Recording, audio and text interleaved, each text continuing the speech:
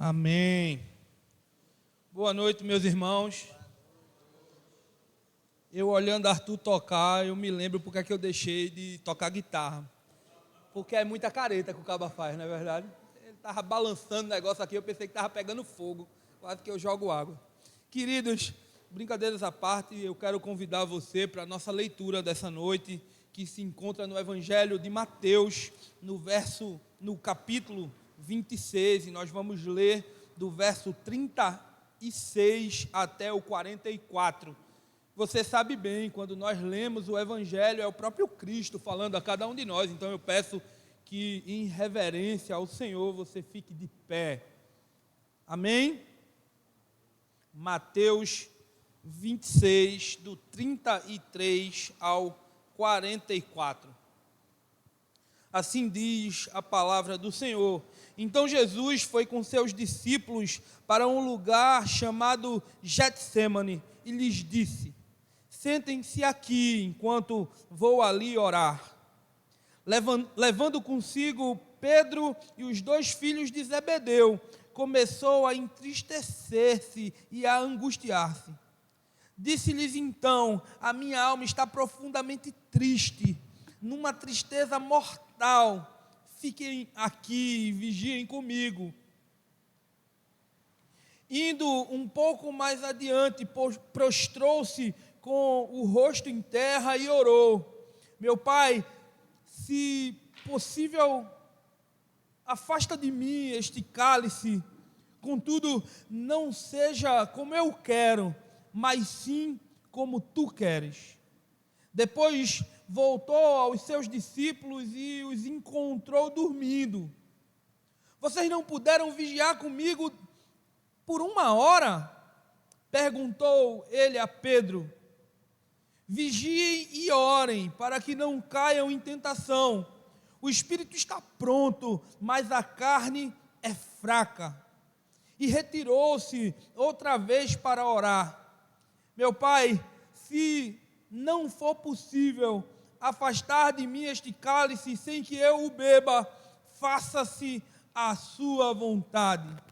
Quando voltou de novo e os encontrou dormindo, porque os seus olhos estavam pesados. Verso 44, então os deixou novamente e orou pela terceira vez, dizendo as mesmas palavras. Essas são as palavras do Senhor, nós damos graças a Deus.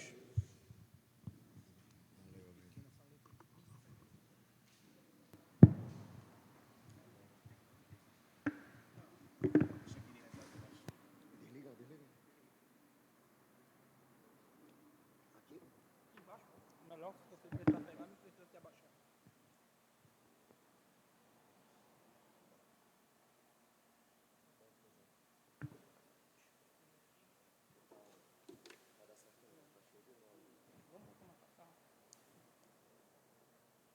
Eu leio aqui e falo ali do lado. Melhor.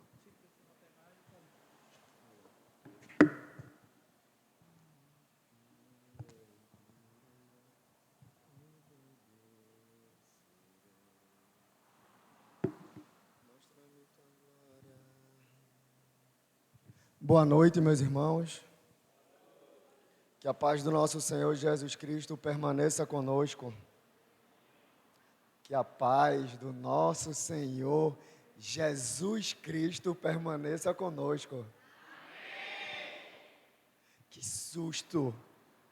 Que susto! Porque hoje a gente vai falar sobre a vontade de Jesus para as nossas vidas. Aí eu falo que a vontade do nosso Senhor seja com a gente e não ouçam a mim, eu fico com medo. Eu fico com medo, de verdade. A paz do nosso Senhor, meus irmãos, seja conosco, porque ela é quem nos sustenta. É a paz do nosso Senhor Jesus Cristo, a paz que excede todo entendimento, que nos sustenta nessa vida. A gente precisa saber o que é que a gente está dizendo. Recentemente eu fui pregar numa igreja de alguns irmãos, e para eles é bem comum a fala quando você se depara com outro irmão, quando eles associam que você é irmão, eles dão a paz do Senhor. E aí eu conversando com eles, eu estava falando que o legal, o interessante de você desejar paz para outra pessoa é quando você de fato entende o que você está falando. Quando você deseja a paz de Jesus para outra pessoa, o ideal é que você saiba o que é que você está desejando. E aí a gente entrou da conversa sobre dar glória, aleluia, durante o culto. E aí comentando com eles eu falei, eu gosto de uma igreja mais avivada, uma igreja mais fervorosa, que dá glória, aleluia, aleluia e amém. Não tenho problema, mas eu ouço poucas misericórdia. Às vezes o pastor está falando uma desgraça no altar e o pessoal está na cadeira no impulso, glória a Deus, aleluia. E o pastor está contando uma tragédia. E aí os irmãos, aleluia, misericórdia, aleluia e glória a Deus. Não, irmão, misericórdia. Aí uma das irmãs fez, pastor, eu nunca prestei atenção nisso. Eu digo, minha irmã, você nasceu na igreja e nunca prestou atenção nisso? Ela, não, pastor. É porque eu gosto, eu falo, mas por que você fala? Não sabe. E agora, quando eu falei aqui para vocês que a paz do Senhor é conosco, vocês titubearam, eu prefiro acreditar que é porque vocês não entenderam. É melhor. Gente, então, hoje a gente vai ter uma palavra que é fora de série, não é porque é muito boa que ela é fora de série. É porque não faz parte de uma série de sermão, que é, seja feita a tua vontade, Senhor. Essa pregação eu fiz há uns 6, 7 anos atrás, já faz um tempo, e aí quando o reverendo Tony falou comigo que seria uma pregação fora de série, e a gente acabou de falar sobre quem Jesus é, né, foi uma série que falava sobre quem Ele é. Eu digo, pronto, eu já entendi quem Ele é, agora eu tenho que obedecê-lo, porque eu só obedeço algo ou alguém quando eu entendo onde eu estou inserido, quando eu entendo quem é a pessoa a quem eu estou me submetendo. Se a gente aplicar isso no nosso ambiente de trabalho, imagine que você está numa empresa e tem lá diretor, gerente, supervisor e tem uma equipe de trabalhadores e você faz parte dessa equipe. Você sabe que você tem um supervisor que supervisiona aquela equipe, você sabe que tem um gerente que vai gerenciar a equipe e o trabalho do supervisor, e o diretor é aquele que ninguém sabe que existe, mas ele está lá no seu trono. E aí quando o supervisor fala com você, dá algum direcionamento, você ouve e põe em prática. Mas quando vem alguém da equipe, se não vir com humildade, compartilhando informações e te dá alguma ordem, você não obedece. Até porque você corre o risco de fazer algo de errado e você vai receber alguma represália por parte do supervisor porque fugiu do processo. É assim que funciona, ou deveria funcionar. Você sabe a quem você está prestando contas. Pois bem, no reino de Deus existe um Senhor. Existe alguém na hierarquia do cristianismo onde todas as pessoas se submetem e prestam conta e são obedientes a esta pessoa. Isso deveria ser muito claro para nós, deveria estar muito bem explícito a quem a gente presta conta, a quem a gente obedece. Quando nós somos chamados para viver o cristianismo, quando Jesus nos encontra nos nossos delitos e pecados, Ele nos chama com um propósito e para um propósito. Todos nós temos um chamado. E esse chamado, ele é universal. Não estou falando de dons espirituais ou de alguma área na adoração que você se identifica e se coloca ali como o chamado de Deus para a sua vida. Todos nós fomos chamados para falar de Jesus Cristo. A mensagem central do Evangelho é Jesus e todos nós fomos chamados para falar sobre Ele e a respeito dele.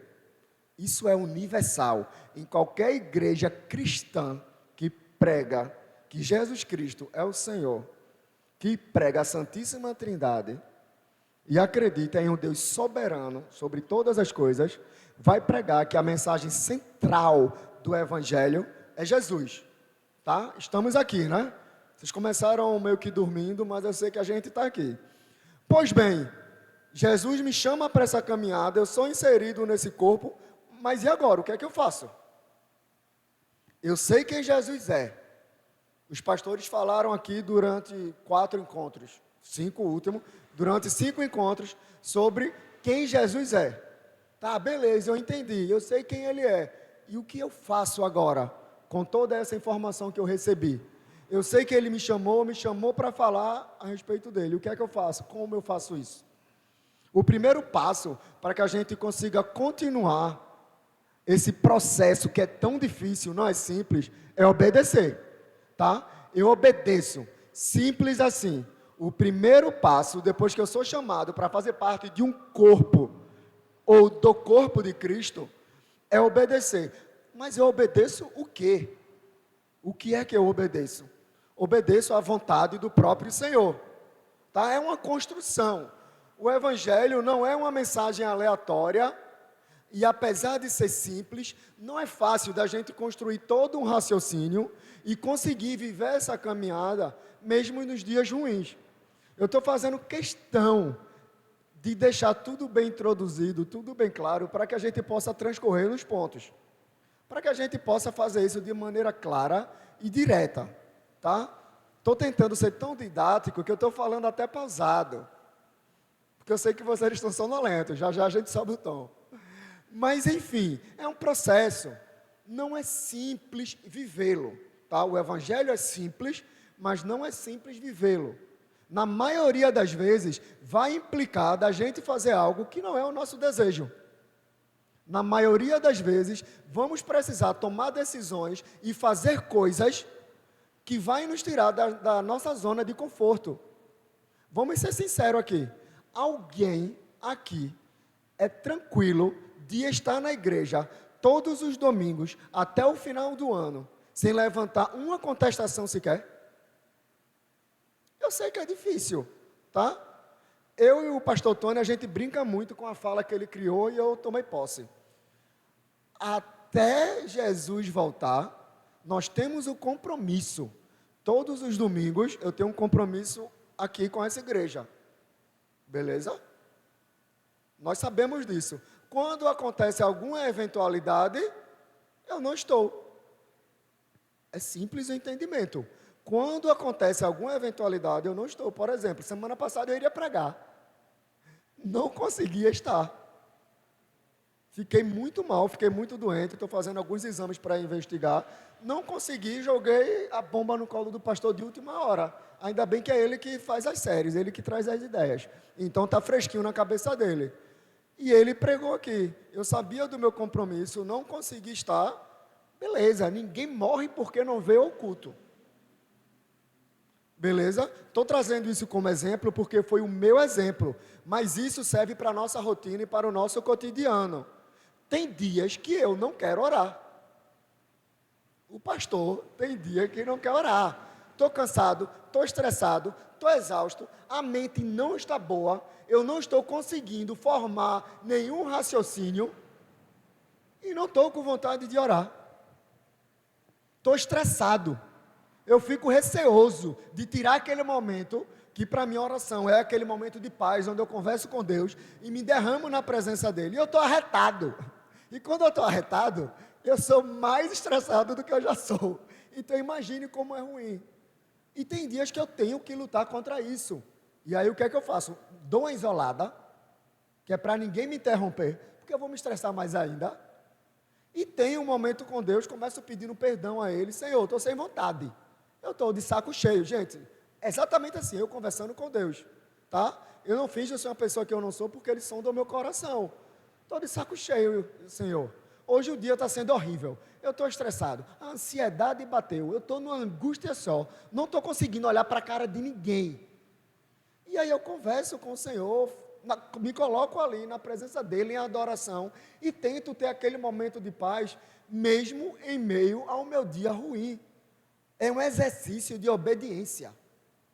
Não é porque eu quero, eu não queria.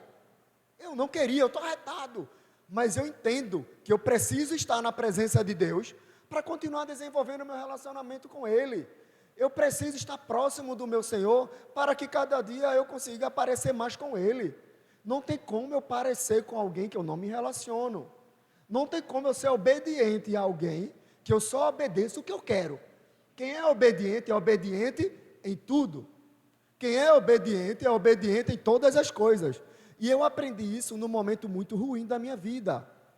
Eu estava passando por um momento de muita dificuldade, um momento de luto, e eu estava há quase um ano, sem conseguir ter um momento de adoração livre, solto e de bem, contente, feliz. Não conseguia.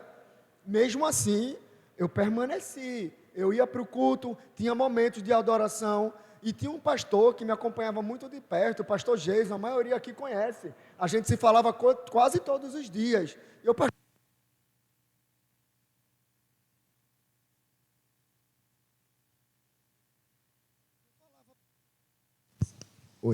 eu falava para ele, pastor, eu não estou conseguindo, está um saco, eu estou de saco cheio de todo mundo. Eu não tenho paciência para nada. Não tenho paciência para nada. Mas aí eu insistia, ele falava da importância de permanecer, de continuar. São coisas óbvias, mas que por muitas vezes precisamos ouvir de amigos, de pastores e de alguém. Porque nem mesmo o próprio pastor está ausente dos seus dilemas, das suas dificuldades. E eu estava num momento muito difícil. Teve um dia que eles foram lá ter um momento de oração comigo, com Karine e com a família. E lá embaixo, mais confidencial, eu falei para ele. Eu disse, pastor, hoje eu só permaneço por obediência. A minha vontade é largar a mão de tudo. Eu não tenho vontade nem de viver, quem dera estar na igreja. Ele fez, você continua tendo uma vida devocional com Deus? Sim, mas por obediência. Porque eu acho que nem fé eu tenho mais. Eu falei para ele. E ele, nos seus quase 2 metros de sabedoria, olhou para mim e falou, Elton, você está no seu maior momento de fé. Eu nunca vi você num momento de tanta fé. Afinal de contas, você permanecer, mesmo quando não quer, você permanecer em oração, você permanecer em devocional com Deus, num momento de dor e de luto, e fazer isso por obediência, é fé. É óbvio que é fé, mas eu não percebi que era fé. Eu digo, verdade, pastor, é fé. Ele, meu irmão, permaneça. Enquanto você tiver esse espírito de obediência, você vai conseguir permanecer. E por que eu estou trazendo tudo isso aqui para vocês?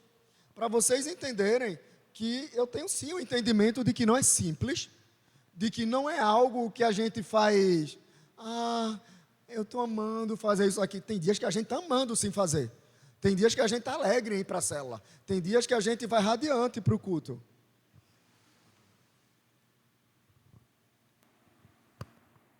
Oi, deixa eu voltar para cá porque eu estava agoniado já. Enfim.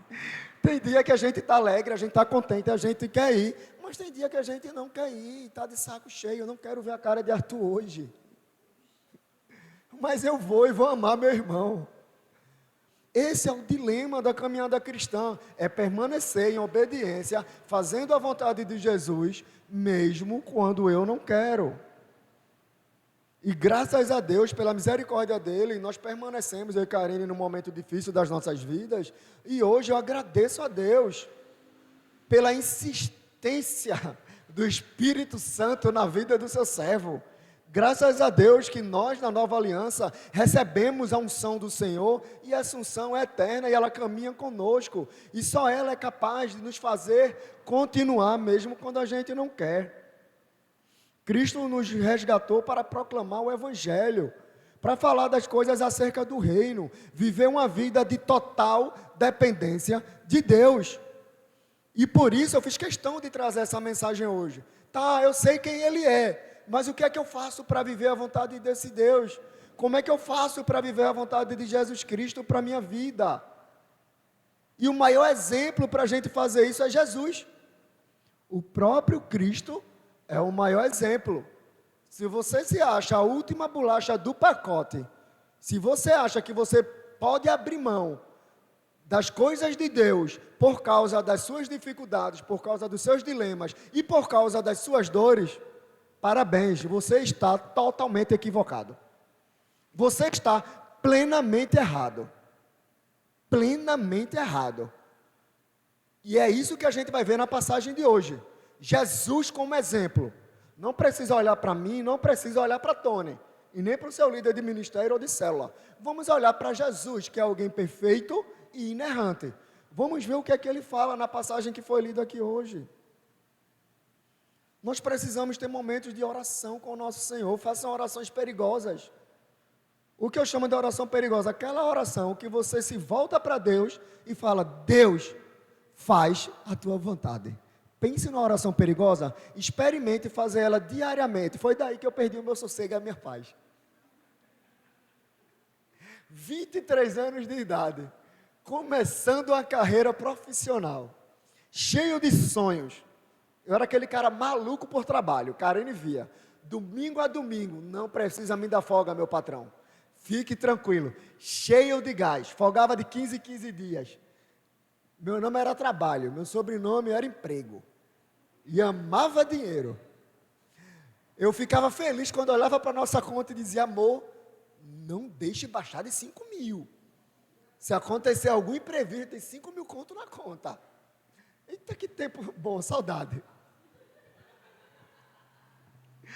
Mas eu me perdi nesses processos. Eu me perdi. E eu fiz uma oração nesse tempo ao Senhor. Eu sempre fui voluntarioso. Eu sempre fui o cara que varria a igreja, lavava o chão da igreja, pintava a parede da igreja, instalação elétrica para começar ministério de juventude é comigo. Subi no vão entre o telhado e o teto para tirar as telhas quebradas. Eu amava, Senhor, eu quero mais. Comecei a orar. Deus, eu quero mais, eu amo ser voluntarioso. Mas faz em mim a tua vontade, porque até agora eu tenho feito o que eu gosto. Eu era maloqueiro, era de comunidade. Meu primeiro emprego foi de pintor, escondido da minha mãe com 15 anos, levei uma pizza. E depois que a minha mãe faleceu, o meu primeiro emprego, depois dos 18, foi ajudante de pedreiro. Eu gostava de colocar a mão na massa, estudava, tá? Então sempre foi. Então eu fui para a igreja, o que é que eu fui? A galera do bastidor, voluntariado, mão na massa. Eu disse: Senhor, mas eu estou fazendo o que eu gosto, está tranquilo para mim, está agradável. E fiz uma oração. O Senhor falou claramente aos meus ouvidos, abriu a página de um devocional que eu não gostava tanto, e a mensagem era: eis-me aqui, envia-me a mim. Pronto. De lá para cá, acabou. E porque eu trouxe o contexto do meu trabalho? Eu tinha um ídolo que eu colocava no lugar de Deus, que era o meu trabalho. Trabalhar é digno. Eu amo trabalhar é muito bom. E receber bem por isso é melhor ainda. Tudo é lícito, mas eu comecei a colocar as coisas de Deus em segundo lugar. E lembram da oração que eu fiz? Senhor, faz em mim a tua vontade. E a minha resposta para Deus foi: eis-me aqui. Minha gente, se eu estou dizendo para Deus, faz a tua vontade, e eu falo, eis-me aqui, eu tenho que fazer tudo que o Senhor quer que eu me submeta a fazer. E ali foi onde nasceu o meu chamado pastoral. O entendimento foi muito claro. E aí o que é que eu fiz? Trabalho. Gente, eu não ia para o culto. Eu não ia para o culto, porque eu chegava cansado no domingo e ia dormir. Eu não tinha vida, acordava 4 horas da manhã, às vezes chegava no outro dia de madrugada. Tinha semana que Karine não me via. E de verdade, ela é testemunha, eu não reclamava. Feliz, pleno. Nunca reclamei do meu trabalho, até que chegou numa circunstância que não deu. Eu fazia realmente com felicidade. Minha preocupação: amor, tem dinheiro na conta? Tem, eu estou feliz.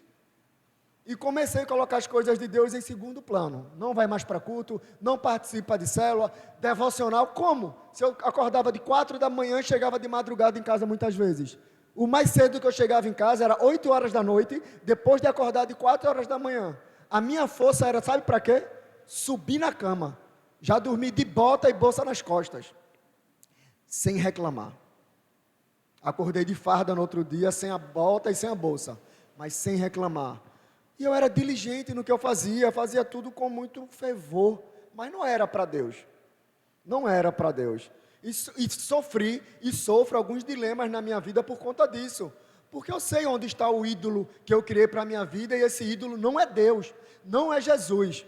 E até hoje é uma luta, eu desabafei já com alguns irmãos sobre isso. Às vezes eu fico me perguntando: Senhor, por que eu tenho tanta dificuldade na minha área de trabalho? Por que as coisas acontecem com tanta dificuldade? Mas eu pergunto porque eu sou cara de pau. Mas Deus sabe, Ele sonda o meu coração. Ele sabe a facilidade que eu tenho para pegar um trabalho, fazer ele de ídolo e colocar no lugar de Deus. Então, para que eu entenda o que é depender do meu Senhor, Ele permite que eu viva algumas situações e eu que lute. Se eu quiser continuar tendo uma vida de obediência, tem muita coisa na minha vida que eu ainda preciso tratar, e essa é uma delas. E aí, o que é que eu preciso fazer para viver a vontade de Deus para a minha vida? Eu fiz questão de trazer todo esse contexto para vocês, para que vocês estejam aqui comigo, e vocês entendam que eu não vim aqui para trazer alguns pontos de uma passagem bíblica, para vocês memorizar e aplicar na vida de vocês. Eu trouxe aqui alguns exemplos e dilemas práticos da vida, para vocês verem que vocês não estão sozinhos nela, e eu trouxe exemplos meus, de um pastor, alguém comum, igual a vocês, e que vive os mesmos dilemas.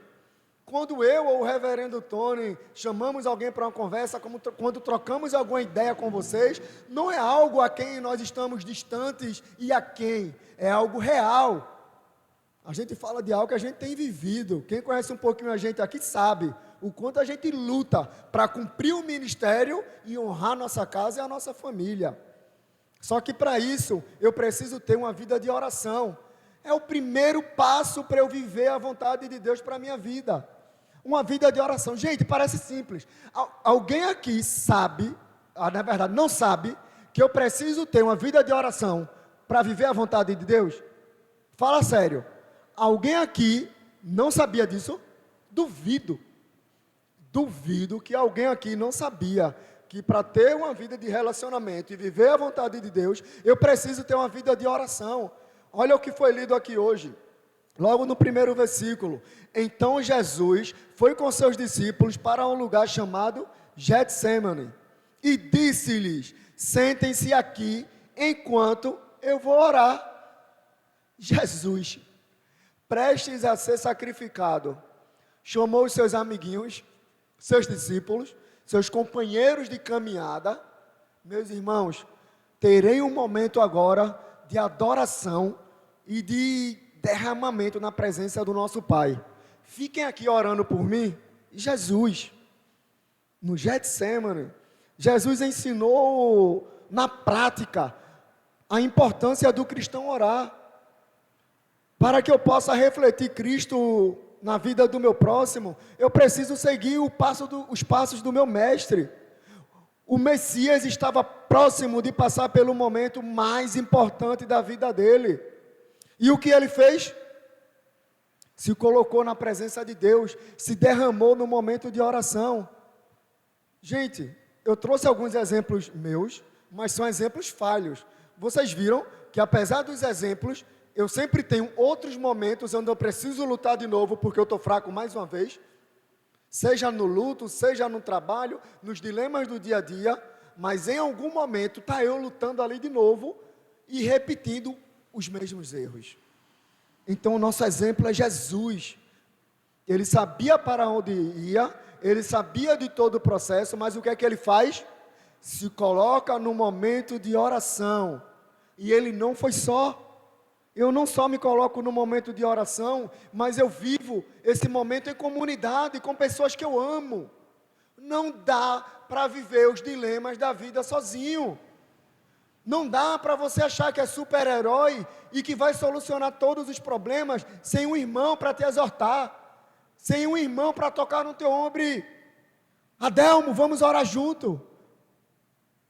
Vamos tirar um dia, meu irmão, eu sei que teu dia está corrido, vamos orar junto. Vamos tirar um dia, vai lá para casa, eu vou para a tua, vamos orar junto. É importante e a gente esquece algo tão simples. Não precisa nem gastar dinheiro, já faz logo um momento de jejum.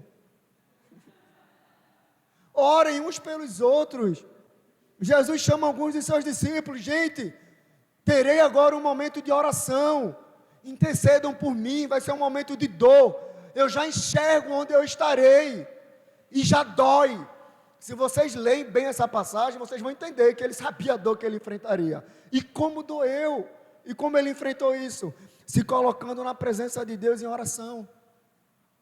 Qual a última vez que você se colocou de fato? Não é aquela oração pronta não. Deus me ajuda, eu estou passando por dificuldade. De tirar um momento, se retirar para um lugar de solitude e orar de verdade na presença de Deus. Puxa aí na tua memória, a última vez que você fez isso. A última vez que você fez isso. É de graça, não paga nada. Jesus não titubeou. No momento que o negócio apertou, ele fez: eu sei para onde eu vou, eu sei para onde eu irei, eu sei onde encontrar refúgio, eu sei onde eu vou encontrar força. O próprio Deus nos encoraja a estar na presença dEle, orando, sem cessar, até que Ele venha. O próprio Jesus traz isso como exemplo, uma vida de oração, uma vida de contrição, e você não precisa fazer isso sozinho. Se você estiver na sua casa no momento de angústia, você tem o WhatsApp hoje em dia, facilita muito, manda um WhatsApp. Deixa de ser orgulhoso, deixa de ser autossuficiente. Para de achar que você não precisa viver com os seus amigos, com os seus irmãos, uma vida de proximidade. Manda um WhatsApp. Luísa, estou num momento de ansiedade aqui. Fica intercedendo por mim aí, amiga, por favor. Eu vou me ajoelhar aqui, eu também vou orar. Ora por mim aí. Agora não seja covarde, não. Uma coisa que eu tenho angústia em grupo de WhatsApp. Alguém compartilha alguma aflição. Aí os irmãos colocam lá no grupo. Em oração. Bota a mãozinha para o alto. Vocês oram? Sempre que vocês colocam a mãozinha, uma mensagem, vocês oram? Amém para aqueles que conseguem. Amém para aqueles que oram. Isso precisa ser algo recorrente e diário nas nossas vidas. Uma vida de oração. Jesus não só intercedia, como ele também orava, buscava e fazia isso com outros irmãos.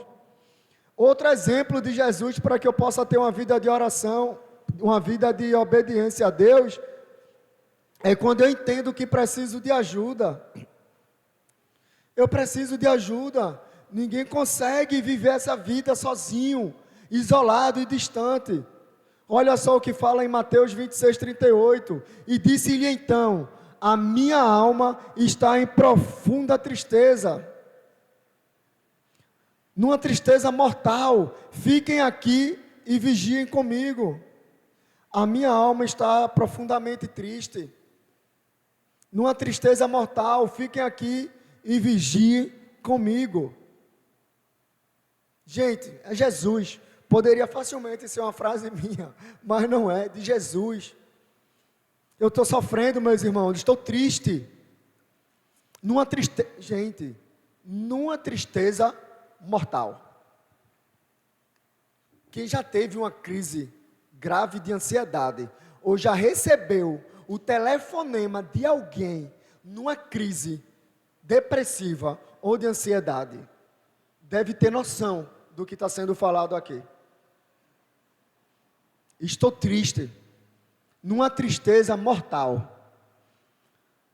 Bom mesmo é quando a gente tem um número do psicólogo ou da psicóloga. Ajuda. Ajuda. Não vamos descartar ajuda profissional, não. Mas a gente pode fazer os dois ao mesmo tempo. Um WhatsApp para o seu terapeuta ou sua terapeuta e uma mensagem para um amigo da igreja. Busque ajuda. Eu entendo que preciso dessa ajuda, ninguém precisa sofrer sozinho. Doutora, tá ruim aqui, não estou conseguindo fazer o exercício de respiração. Chamada de vídeo. Respira. Vai, expira. Respira. Vai, vamos baixar primeiro essa adrenalina. Paralelo a isso, oração, meu irmão. Oração também é terapêutico. Nem que seja efeito placebo. Mas funciona. O Evangelho nos ensina que sozinhos nós não podemos nada. Eu preciso do próximo, assim como Cristo, que é o nosso maior exemplo, nos ensinou a fazer. Cristo é o maior exemplo, ele buscou estar em comunhão com os seus discípulos e irmãos no momento de maior dor da vida dele. E você aí tentando sozinho, dando murro em ponta de faca. A vontade de Deus para a nossa vida é que a gente não caminhe só. Peça direcionamento a Deus. Se for preciso, Ele te dará amigos mais chegados que irmãos. É simples assim. Existe uma orientação bíblica. Existe uma orientação bíblica. A gente é muito fácil ter comunhão com os nossos irmãos para comer. Crente é bom demais para ter comunhão para comer. É muito fácil. Mas parece que para pedir ajuda só vai nas últimas. Eu vou expor uma situação aqui. Sem citar nomes, claro. Estávamos nós conversando com um casal de amigos. Estamos passando por angústia. Eu não era pastor ainda, era amigos mesmo. Não somos nem padrinhos de casamento, nem nada, mas amigos da vida. Estavam brigando muito. Estavam muito aflitos. Nos chamaram para ter uma conversa. Eu disse, massa, faça um café quentinho. Que eu ia largar tarde nesse dia. Passei em casa, peguei Karine e fui direto para a casa deles. Fui de farda, inclusive, na beca. Cheguei lá, o cafezinho na mesa, do jeito que eu gosto, a mesa de madeira, perfeita, rústica, e um cafezinho. A gente lá tendo um momento, eles compartilhando sobre a vida deles e estava difícil demais. Eles começaram a falar, eu fiz, gente, deixa eu orar de novo. Eu estou aqui angustiado com o que eu estou ouvindo. Vocês só chamaram a gente agora por quê? Estavam esperando se separar para a gente vir dar a bênção, é? Não iam receber, que eu não abençoo separação, não. Tipo, já estava um caos. A conversa estava tão pesada. Karine é testemunho. Gente, para, pelo amor de Deus, que eu estou angustiado com o que eu estou ouvindo aqui. Vocês sabem que a gente está disponível em qualquer situação e só chamam a gente agora. Vocês têm orado pelo casamento de vocês? Não temos conseguido. Eu digo, olha, se chegou nesse ponto, o negócio está ruim mesmo. Estava uma angústia. E a gente orou, conversou, fizemos de tudo. Ficamos uma semana nos encontrando, eu acho. Uma semana nos encontrando e tentando ajudar. Não deu. Infelizmente, a gente chorou.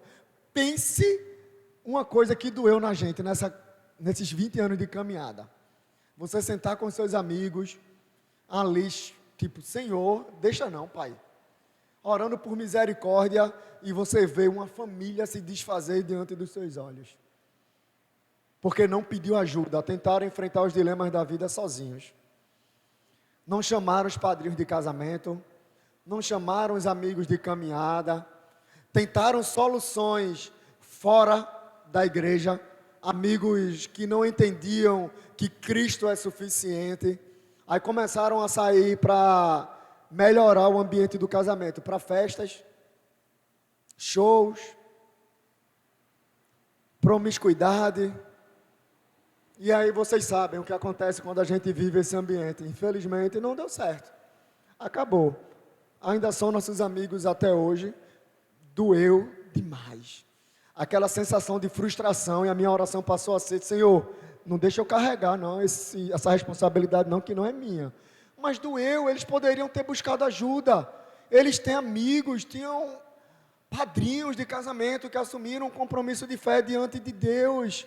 Não estavam mais orando. Foram buscar ajuda em pessoas que não sabiam nem quem Jesus era. E aí eu faço um paralelo. Está Jesus no momento de dor, prestes a morrer. Pega 3 discípulos, amigos, companheiros de caminhada. Gente, eu vou orar. E eu sei que vai ser pesado. Porque eu já sei qual é a resposta. O dilema era esse. Jesus já sabia qual era a resposta. Eu estou indo ali orar ao meu Deus. E eu já sei qual é a resposta. Intercedam por mim porque já está doendo. Eu sei que o cenário não vai mudar. Mas ainda assim, eu vou orar. Eu vou orar. E ele se colocou ali, mas não se colocou sozinho, pediu ajuda, peçam ajuda. Não esperem chegar no final ou perto do fim. Não esperem chegar no momento onde vocês já não conseguem mais. Não precisa. Não precisa. Não será possível que vocês não tenham um amigo de confiança que não seja um fofoqueiro infeliz.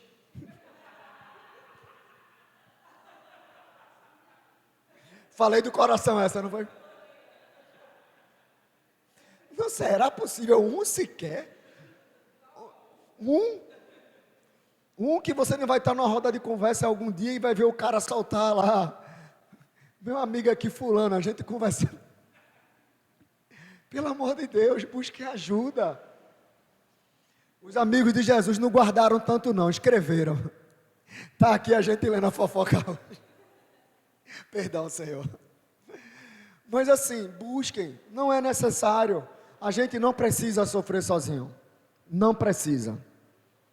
Eu sempre cito esse exemplo. Tony e Renata. Nem éramos ainda companheiros de ministério. Estava eu trabalhando.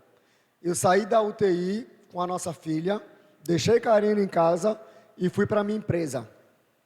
Estavam com alguns problemas lá, eu precisava passar o pente fino no caixa. Estava eu lá trabalhando, com a minha filha internada na UTI. Pior momento da minha vida.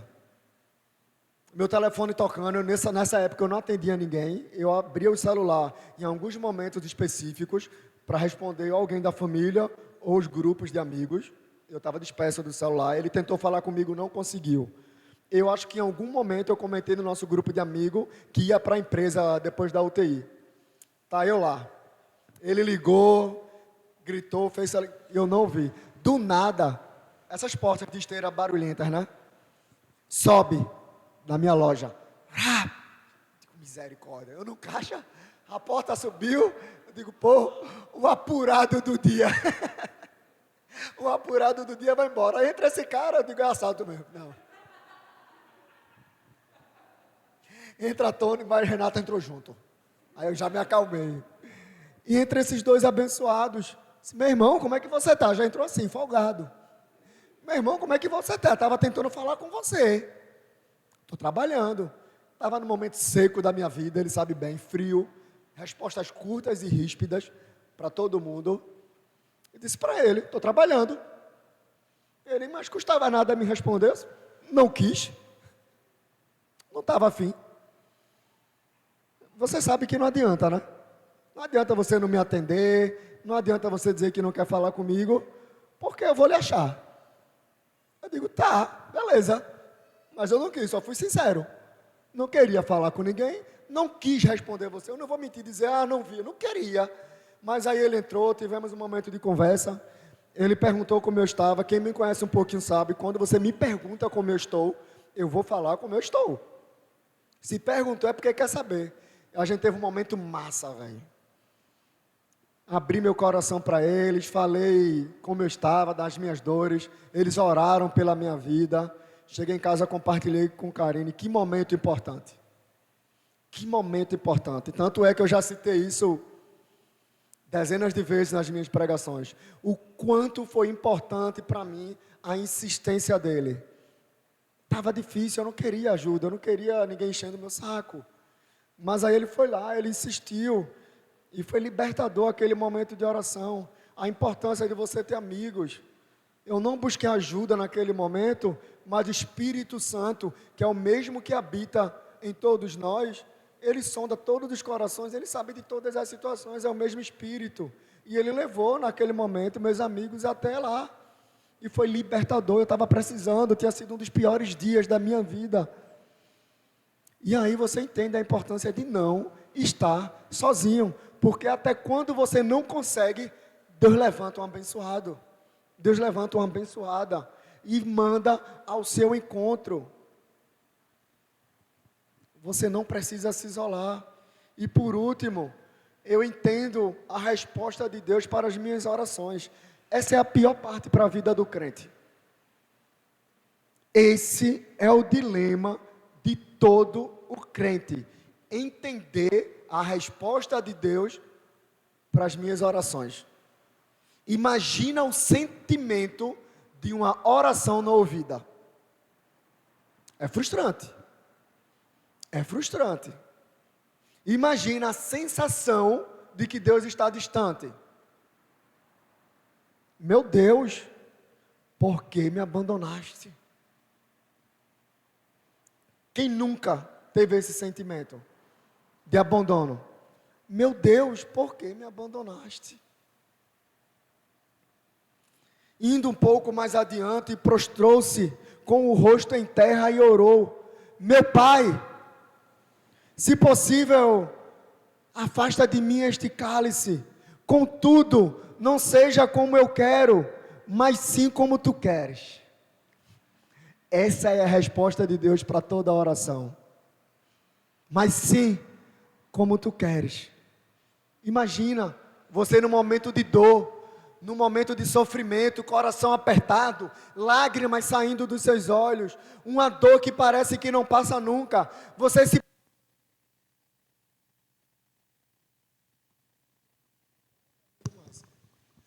se prostra diante de Deus com a face no pó, clamando: Senhor, se possível, tira de mim essa dor. Minha gente, você não vai pedir para se livrar de algo que não está incomodando muito. E aqui a gente está falando de dor. Provavelmente era uma dor insuportável. Deus, tira essa dor de mim, porque eu não estou suportando. Não dá, Deus, arranca isso de mim. E a resposta de Deus para você é: não. A resposta de Deus é: não vou tirar, porque eu quero que você passe por esse momento de dor. E aí tem um irmão, amigo meu, que fala: ah, Deus terrível.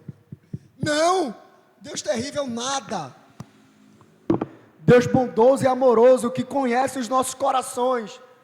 Ele sabe onde a gente deposita a nossa fé em muitos momentos. Ele sabe que o cristão precisa passar por alguns vales, que é para aprender a valorizar as sombras.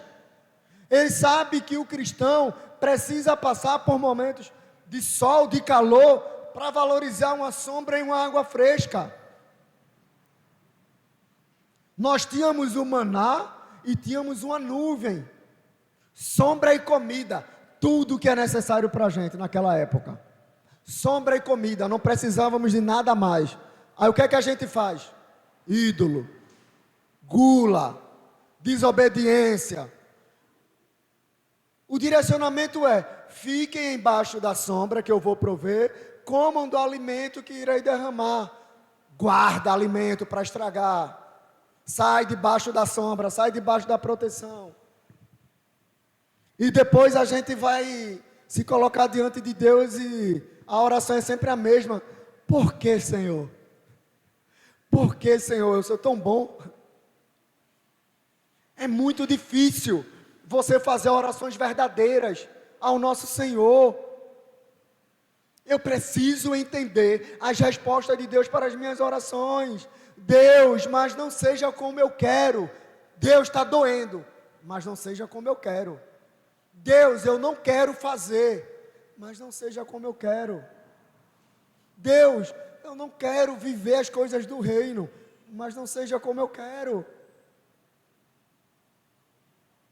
Deus, eu não quero fazer a tua vontade. Game over para você, meu irmão. Um homem sem Deus é um homem morto, ainda que esteja vivo. Ainda que esteja vivo. Coloque isso na sua cabeça. Um ser humano sem Deus é um ser morto, ainda que esteja vivo. Ezequiel 37.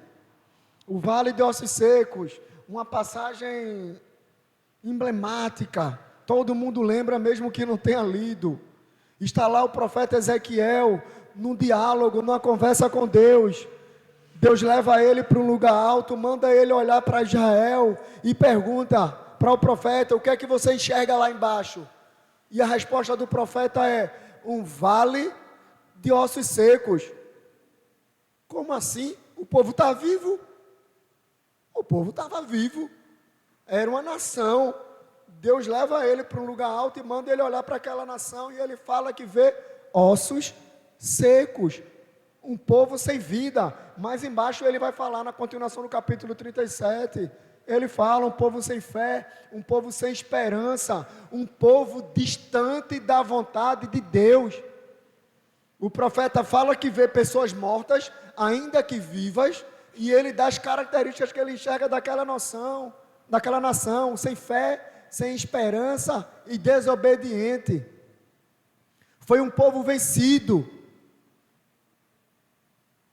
Um outro povo, o babilônico e os assírios, conquistaram as terras que Deus tinha dado para aquele povo por causa da desobediência, da falta de fé e de esperança.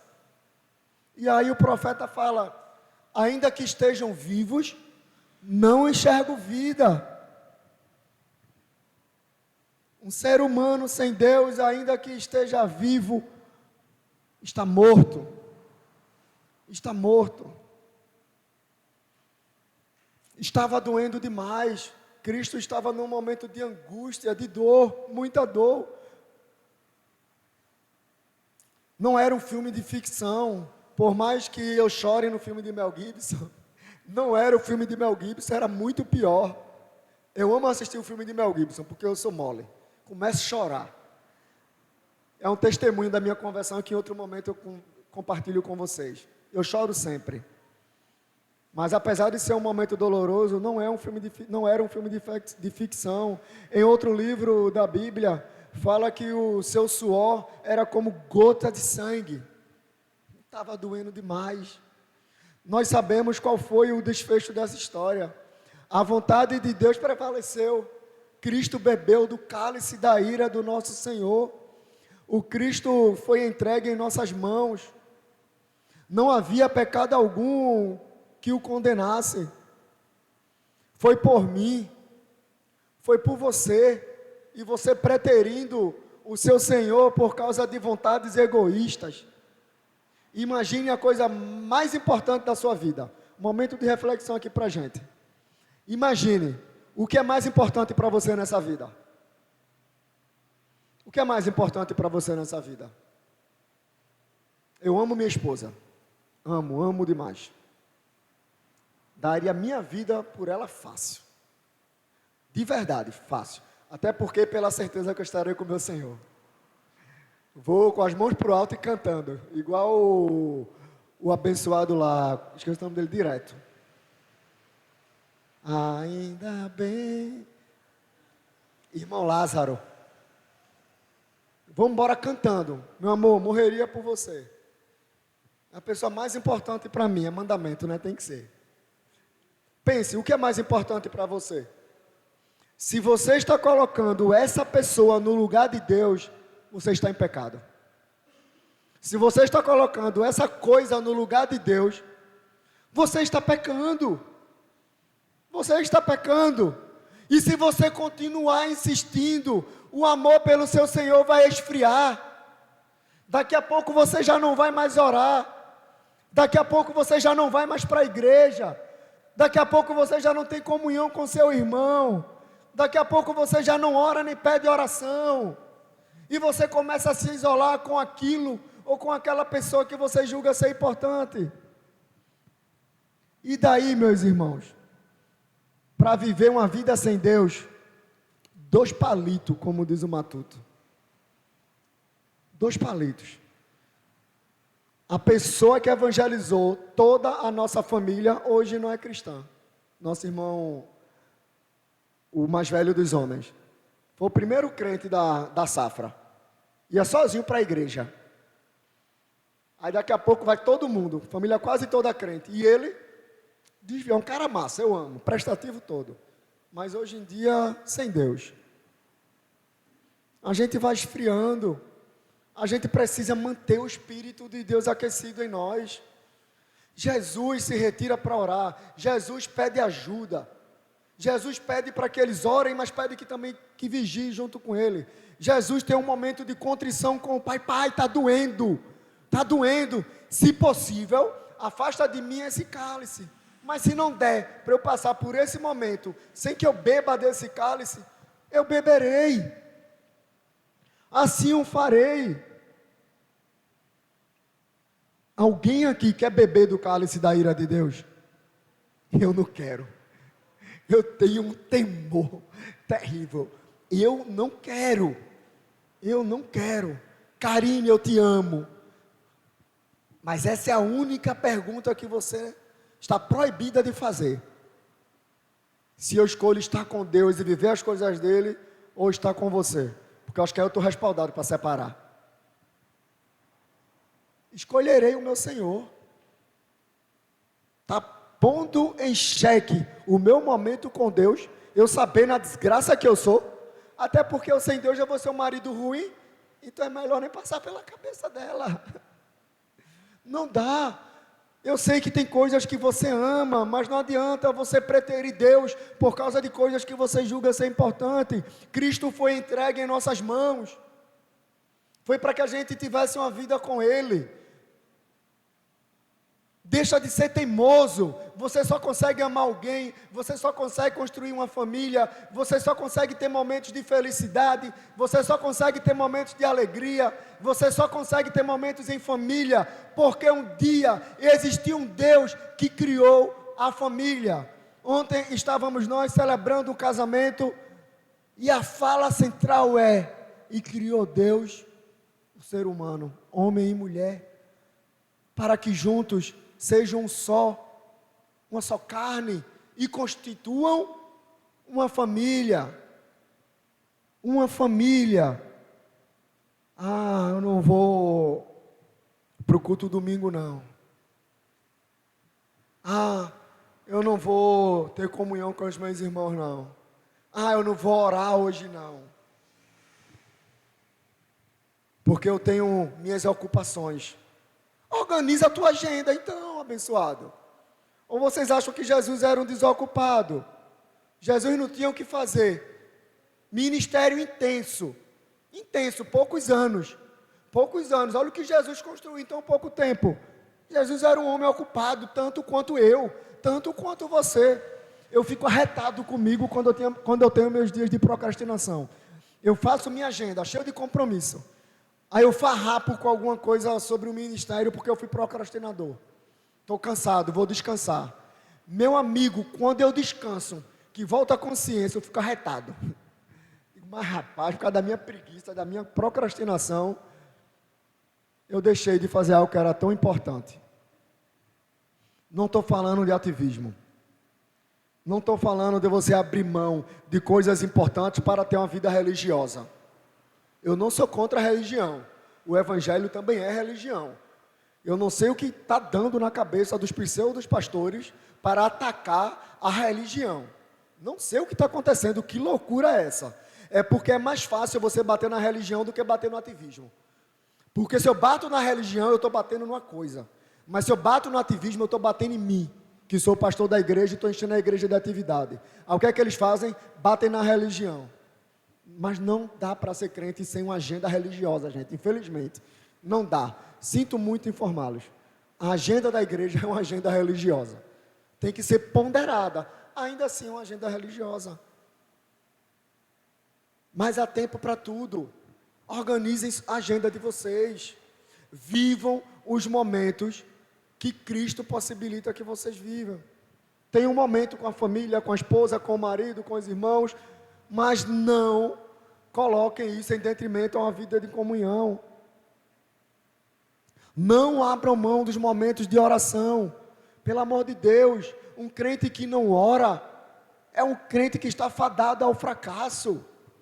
Não vai conseguir ter comunhão. Uma vida de comunhão com Deus é uma vida de oração, elas estão atreladas. Eu preciso ter essa vida. Jesus se fez pecador para que se cumprisse a vontade de Deus, que foi nos resgatar dos nossos pecados, os pecados que nos aprisionavam, e hoje você é livre para adorá-lo, liberdade para adorar o seu Senhor, e isso só foi possível porque ele foi obediente.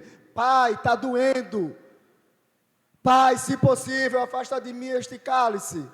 Não foi possível afastar, ele bebeu do cálice da ira de Deus, para que você não beba. Então o adore, viva uma vida de adoração, seja livre de fato, meu irmão, seja livre de fato, minha irmã, viva esse evangelho de verdade, viva de verdade, tenha comunhão com seus irmãos, viva uma vida ativa, não ativista, invista em momentos de comunhão com outras pessoas.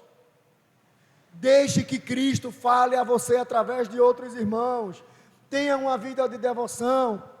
A vida de todo mundo é corrida, eu sei. Infelizmente, a realidade do nosso sistema não permite que a gente tenha uma agenda folgada. Sabemos bem.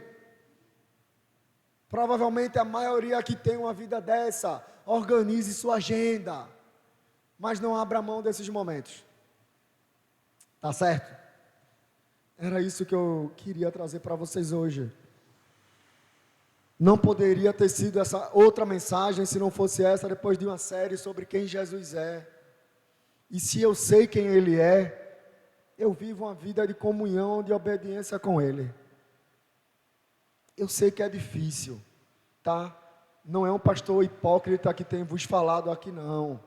Vocês sabem que eu compartilho aqui todo domingo que eu prego sobre minhas dificuldades. A luta de vocês também é a minha, meus irmãos. A gente não está separado dessa caminhada. Não é um relacionamento distante, não é. Não pensem que está aqui nesse altar, neste púlpito, alguém que não falha, que não tem dilemas, que não tem dificuldades. Estamos juntos nessa caminhada, de verdade. De verdade. Eu também preciso de pessoas que orem comigo. Eu também preciso gritar por ajuda. Eu também tenho dias ruins. Eu também tenho domingos ruins. Mas não deixem de viver em comunhão com o seu Senhor. E de verdade, o maior exemplo de comunidade ainda é a igreja. E tenho uma certeza que ninguém vai inventar outra coisa, porque a palavra de Deus ela é assertiva.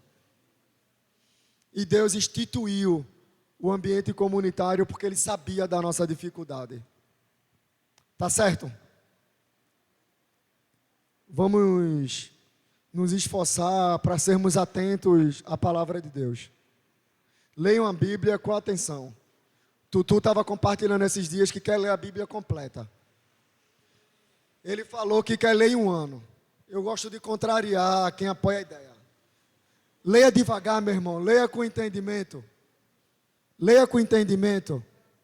Se você quiser ler a Bíblia em um ano, pelo menos para você passar pelos livros e se familiarizar, e depois voltar para se deleitar na palavra, beleza.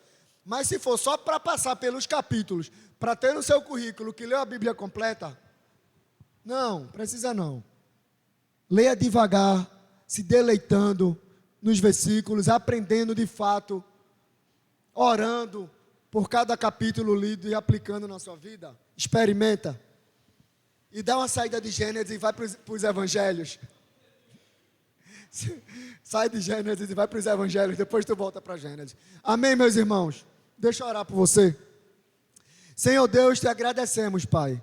Te agradecemos porque tu és um Deus presente, és um Deus de cuidado, és um Deus que fala aos nossos corações, que escuta os nossos dilemas, que nos ajuda nos dias maus, que não nos abandona, que não larga nossas mãos, que está sempre conosco. O Teu Espírito Santo é conosco em todas as situações, Senhor. Deus, continuamos clamando e orando pela Tua graça, Deus, pela Tua misericórdia em nossas vidas. Não deixa que a gente se sinta só naquele momento onde parece que estás distante, Senhor. Que os nossos corações e nossa mente estejam voltados para Ti, que é de onde vem o nosso socorro. Socorro bem presente, Senhor. Nos ensina, Senhor, a ser obediente à Tua vontade. Não a nós, Senhor, mas ao Teu reino. Que seja sempre a Tua vontade prevalecendo em nós, Pai.